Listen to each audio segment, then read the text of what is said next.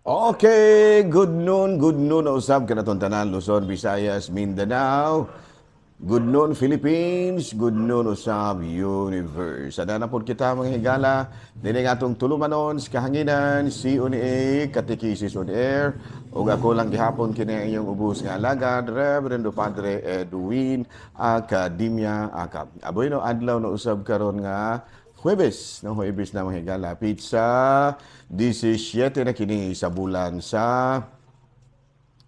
Pizza 17 na kini sa bulan na tukan ko.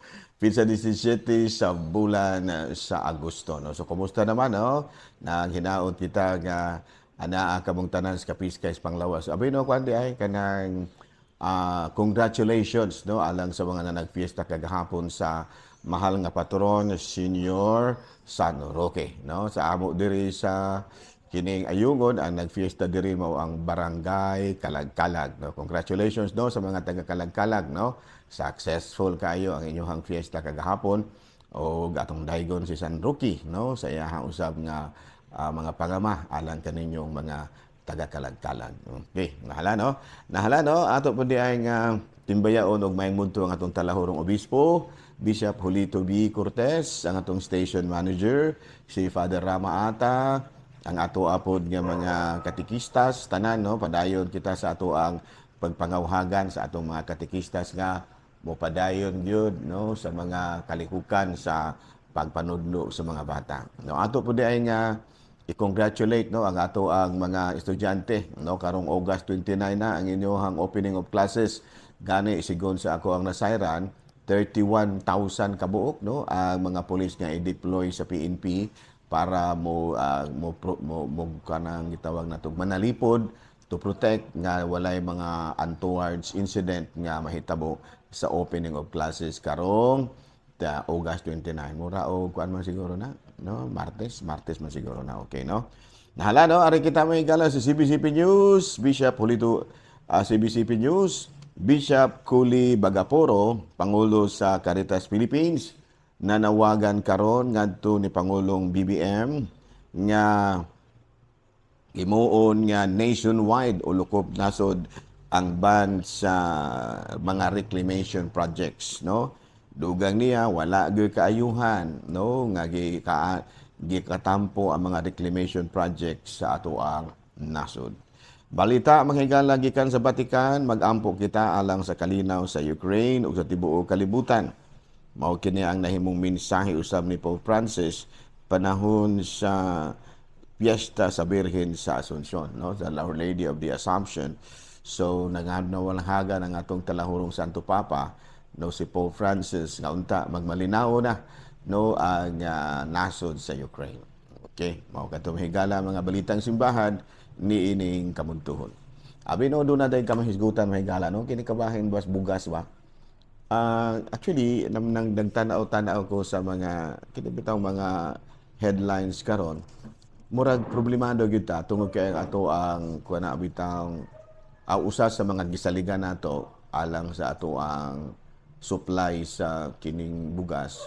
Dako kaayo porsyento nga nagagikan sa gawas, no? For example, sa Thailand, sa Vietnam, sa Myanmar, daghan panguban sa India ingon niya.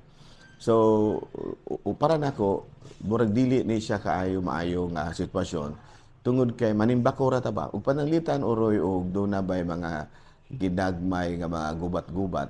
Ang tanan nga mga naso dili na gina sila mo export.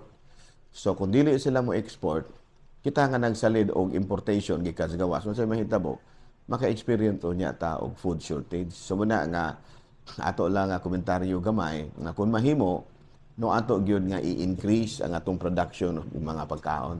Nya ang pinakapagkaon gyud nga atong gikinahanglan matag adlaw kining gitawag og bugas humay, no, bugas mais ingon niya na, no. So muna no nga atong pangawhagan lang sa gobyerno nga labi na gayud sa Department of Agriculture nga kung mahimo increase gyud ang rice productions nato. Maingon sila nga tungod manggod sa bagyong Igay pero dili ra maguna kay karon raw. Ang gipasangilan ang bagyong Igay dili ra maguna kay karon ra, no. So niadtong mga nakalabayng panahon rice importation gyud ang atong gisaligan. So kung mahimo, no, we should be self-producing, mohimo kita sa ato ang ato yun nga mga production yun. Abi no lain nato nga mga hisgutan mga higala. Kini kabahin usab sa atong simbahan no.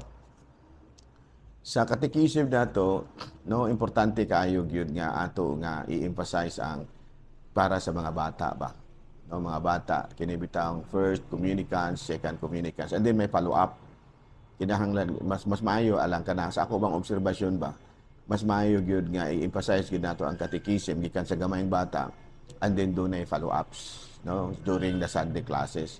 So muna nga akong pangawahagan sa mga katekistas nga kung mahimo doon na gyud tay mga Sunday classes. Kung wala man gani, kung panalitan o si padre wala pa moabot sa iyang huna-huna ba mga pura paroko ninyo, hangyoan ninyo mga katekista. Nga kung mahimo pader, maghimo tag Sunday catechism pader. Kay para sa mga follow-up ba nato sa ato nga kini summer catechesis. Kay dili mahimo nga ang mga bata nato mapasagda nato no kay in my experience as a parish priest no dunay daghang kay mga bata karon nga wala na gyud magiyahi. Duna gani ubang mga bata mahigala nga walay bunyag. Sa ako diri sa akong parokya diri sa Ayungon, daghang mga bata kabalo ka giun sa nako pagkasayod nga wala di ay bunyag. Sa diha nga dunay gamayng problema sa akin ibitang exorcism no nga niduol nako kay mo ni nag problema kay mo na nasudlan og daotang espiritu. And then during my investigation, halos silang tanan nga mga anak sa usa ka pamilya puros walay mga bunyag tungod sa gitawag nato kawadon. Tungod sa kawadon. So muna nga pangawagan pud nako sa ako ang mga parokyano nga doon na kitay mga libreng bunyag. No, libreng bunyag second Saturday of the month mo pabunyag ta ana no baka second Sunday of the month libre na tanan. No, ato ra na nga ang ato diri nga kuan nga ato yung ilibre ang mga sacraments na lamang ilabi na gayud sa mga indigents. Dili hinoon libre sa tanang tao. Kaya kinahanglan man pud tagtabang gikan sa mga naahan. No, so muna nga katong mga indigents, mga taga-bukid, libre gina. Katong medyo average, no, medyo dato-dato pud gamay, do na jud kahinguhaan, mukuan lamang pud ta. Mo hatag pud lamang ta kay para pud sa ato ang maintenance atong simbahan o pagpa-improve usab sa uban nga mga facilities sa ato. Parehas nato diri sa Ayungon, no, we are trying our best to kana bitang health chapels katong mga kapilya nga medyo dunot na ato pong gipa-renovate, katong mga kapilya nga kinahanglan na gyung ilisan ato pong giilisan, something like that. So and we need the donations katong sa mga naahan. So atong gi-emphasize diri sa atong parokya sa Saton nga kung mahimo kuan ra gyud katong mga indigents libre, katong mga kining mga naahan muhatag. No, kay kung ato pong ilibre na tanas sa naahan, unsa may atong gamiton para maintenance, unsa may atong gamiton para sa mga kapilya nga atong ipaayo, wala pod. No, ana no. So muna siya. So muna ato mga pamaagi diri sa Ayungon. So ako tong hayugon ng mga katekistas nga kung mahimo no, mutabang gyud mo pinaagi sa inyong mga catechism classes every Sunday. Okay, ari kita mahingala sa ato ang CBCP News, balitang simbahan ining kabuntuhon, Bishop humanan ni siya. Humanan ni atong CBCP. Ari na ta mahigala sa arita sa ato ang kanang ari kita sa ato ang kuan kining Saint of the Day. Bueno ang atong Saint of the Day karon sigon diri nga atong mabasa sa atong listahan no, kompleto naman di no kompleto pero ubay-ubay na ni ako diri nga kuan man taron 17.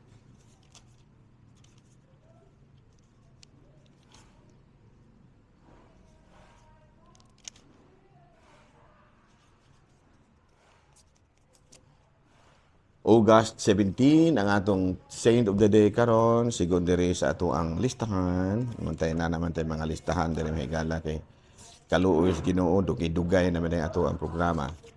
Ang atong Saint of the Day karon mao si Saint John of the Cross, San Juana de la Cruz. Kini si San Juana de la Cruz, miyembro kini siya sa usa ka medyo ba naahan nga pamilya, kwarto-kwartahan ba. And then, doon ay higayon nga, doon na ba yung naka-encounter siya, usa ka babaeng tigulang, nga matud pa niya, nagkinahanglan yun siyang panabang. Tungod siyang dakong kaluoy sa maong tigulang kini si Santa Juana de la Cruz, na-develop sa iyang hunahuna nga muhimo siya og mga lakang aron pag-atiman sa mga pobre. Ug mao'y nahitabo nga nakatukod gid siya og kining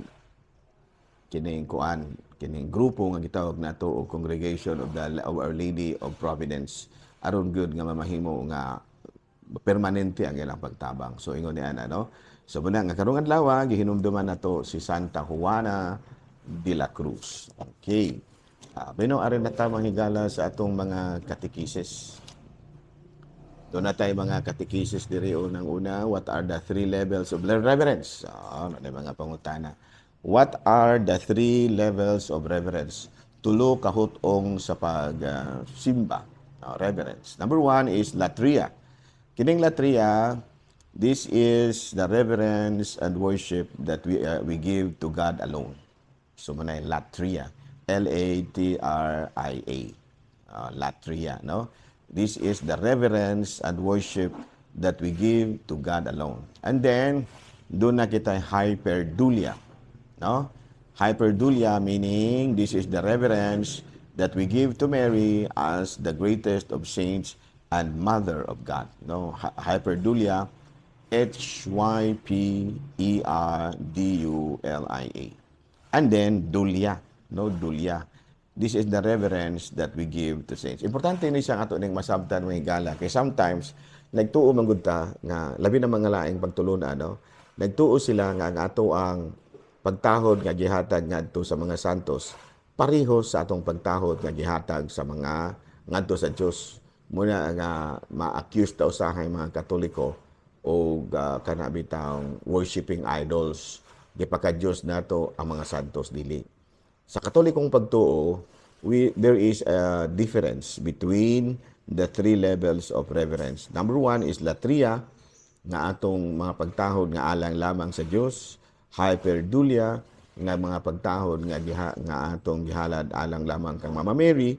O dulia, D-U-L-I-A, no, nga reverence or pagtahod nga atong gihatag ngadto sa mga santos. So wala siya, no? So alang na ito mangutana, pader inyo bang gipaka-Dios ng mga santos? Dili. Lahi ang atong reverence sa mga santos. Kwanda na siya veneration.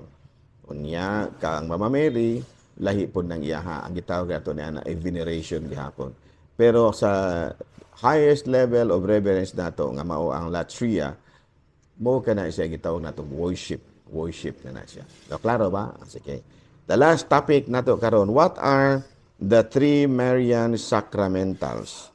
Unsa man ang tulo ka sa mga sakramento alang kang Mama Mary? Number 1 is Holy Rosary, sacramental ha, dili sakramento. Number 2 is kining miraculous medal, and the third is the brown scapular of Our Lady of Mount Carmel. So, Holy Rosary, sacramental ni siya, pero mulid ni to Jesus. Kaya always and ever, Mama Mary will always lead us to Jesus. Miraculous medal, no? Kinibitang given to Saint Margaret Labori. Ano? At least a miraculous medal, mulid gihapon nato ngadto sa pagligon ngadto sa pagtuo sa Dios. And the third is brown scapular. Balik-balikan lang unta gihapon nato ng mga topic nato ug mga adlaw may gala ha. Ako lang gihapon kini inyong ubos nga alagad, Reverendo Padre Edwin Academia Acab. Manamilit na pud ko ninyo ug dungganay gihapon ta og mga adlaw ha. Sa dinhi lang gihapon sa atong istasyon Teleradyo DYWC ug manusab sa inyong mga Facebook page. Daghang salamat ug mayong mudto Pilipinas.